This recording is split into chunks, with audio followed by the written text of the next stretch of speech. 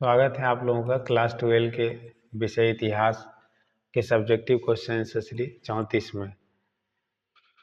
हमारा आज का प्रश्न है, साइमन कमीशन भारत क्यों आया और इसका क्या परिणाम हुआ। आइए देखते हैं। साइमन कमीशन 1928 में भारत आया और 1927 में ब्रिटिश सरकार ने भारत में संवैधानिक सुधार के अध्ययन करने के और सुझाव देने के लिए गठित किया था। यानी अगर आपसे पूछेगा ऑब्जेक्टिव में साइमन कमीशन गठित कब हुआ, 1927 में। भारत कब आया, 1928 में।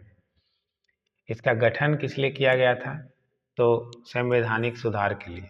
कहाँ का संवैधानिक सुधार के लिए, तो ब्रिटिश भारत का, ठीक है ना। ब्रिटिश भारत में संवैधानिक सुधार के लिए किसका गठन किया गया था, साइमन कमीशन का। आगे आइए।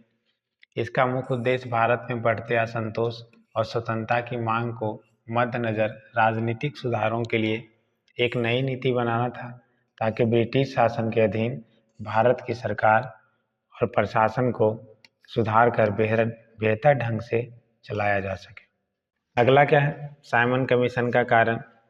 1919 के भारत सरकार अधिनियम, जिसको हम लोग मॉन्टेग्यू चेम्सफोर्ड सुधार के नाम से भी जानते हैं, के तहत यह प्रावधान था कि अगले 10 वर्षों में इन सुधारों की समीक्षा की जाएगी। अतः 1927 में यह समय आने पर ब्रिटिश प्रधानमंत्री स्टेलिन बॉल्डविन ने इस कमीशन का गठन किया। इसका नाम इसके अध्यक्ष सर जॉन साइमन के नाम पे क्या है, रखा गया।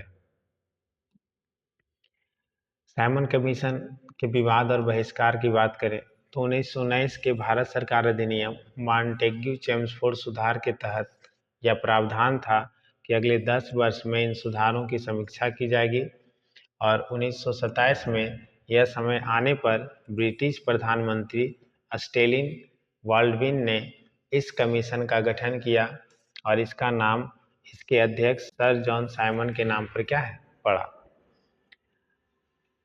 राष्ट्रीय अपमान। भारतीयों ने इसे राष्ट्रीय अपमान के रूप में देखा और इसे सफ़ेद आदमी का कमीशन करार दिया। सभी प्रमुख भारतीय दलों, विशेषकर कांग्रेस और मुस्लिम लीग ने इसका क्या है, बहिष्कार किया। अगला है प्रतिक्रिया और प्रदर्शन।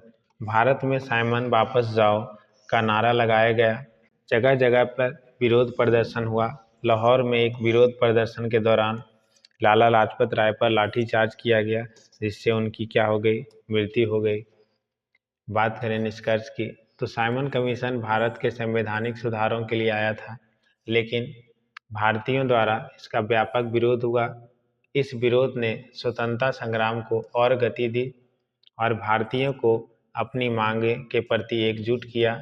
बाद में इसके विरोध के कारण 1930 में लंदन में प्रथम गोलमेज सम्मेलन आयोजित किया गया, ताकि भारत के लिए एक नया संवैधानिक ढांचा क्या है, तैयार किया जा सके।